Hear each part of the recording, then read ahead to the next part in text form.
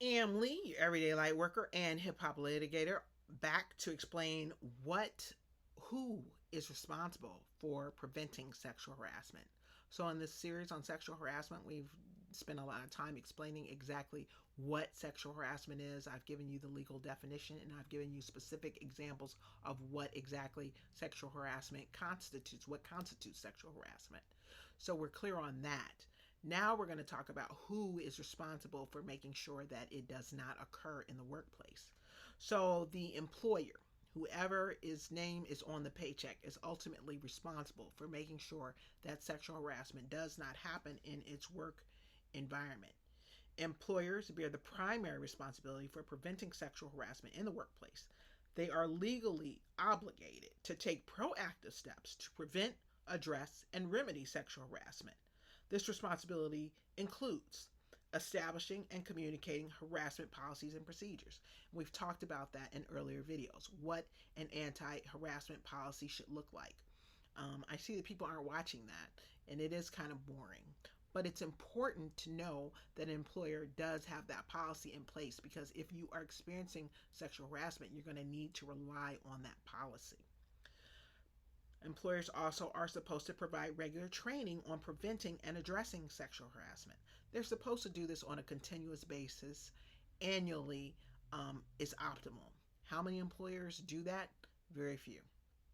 The feds, I think, have no fear act training that they do once a year, but I think that based on what I see in the federal system, that training goes in one ear and out the other. I said what I said.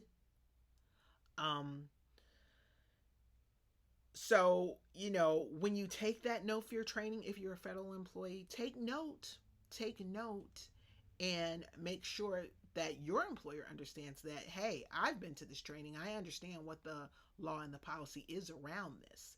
And when you see people completely disregarding it, it's up to you to say, hey, there are policies in place that say this is illegal. This is not cool. This is not this employer's policy that you be allowed to do this.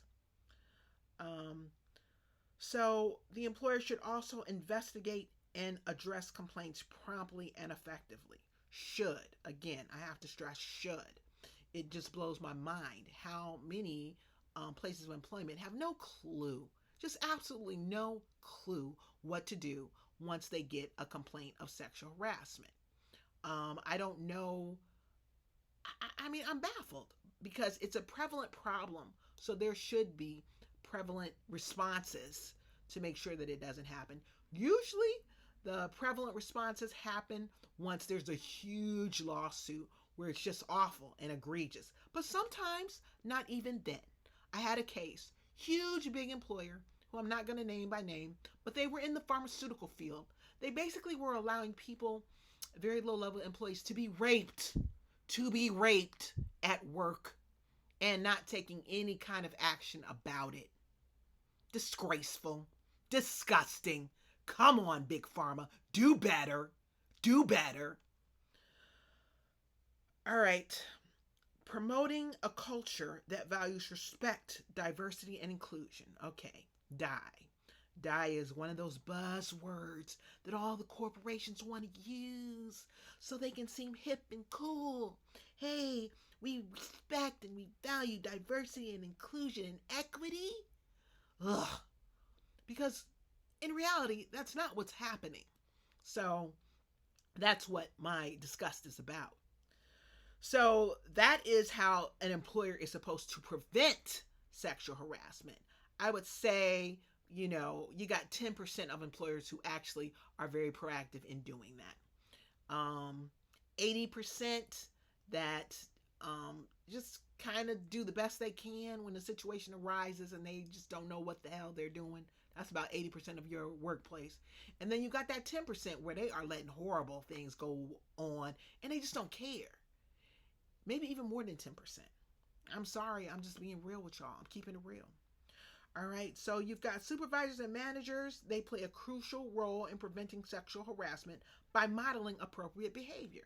So if you have a manager or supervisor who is coming up and posting his little girly pictures everywhere and pinching people on the behind, I've seen it happen.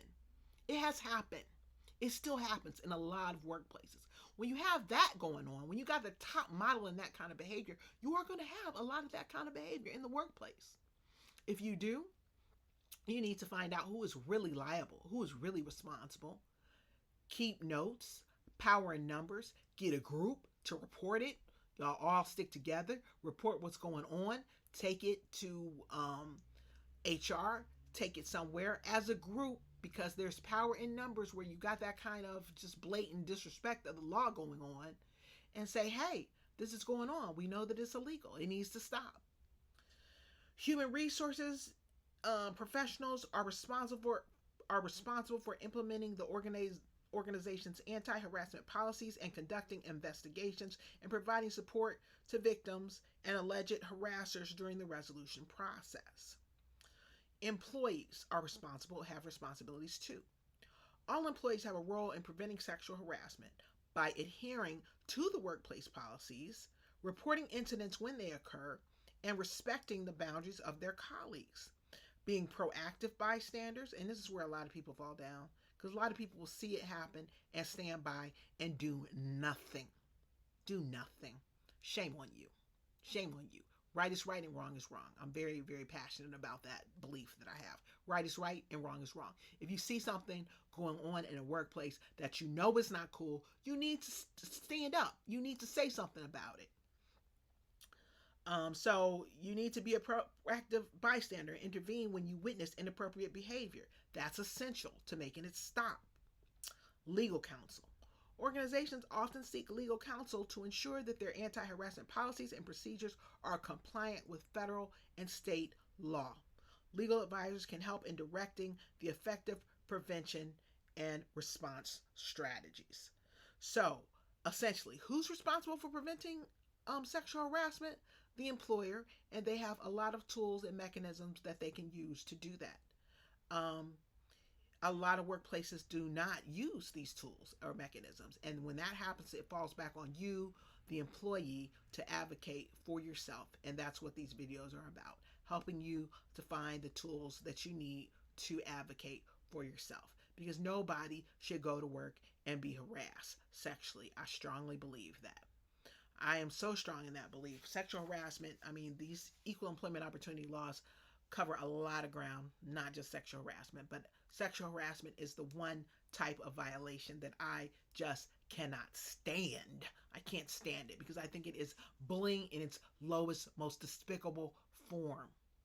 And I even got a tattoo to show how passionate I am about defending people against bullying of all types, but especially sexual harassment. So this is the Libra symbol, which, I'm very big into justice, being a Libra, with a dragon on top of it.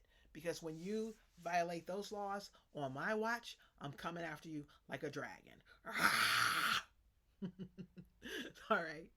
Emily, your everyday light worker, I'm signing off now. I think I've talked enough.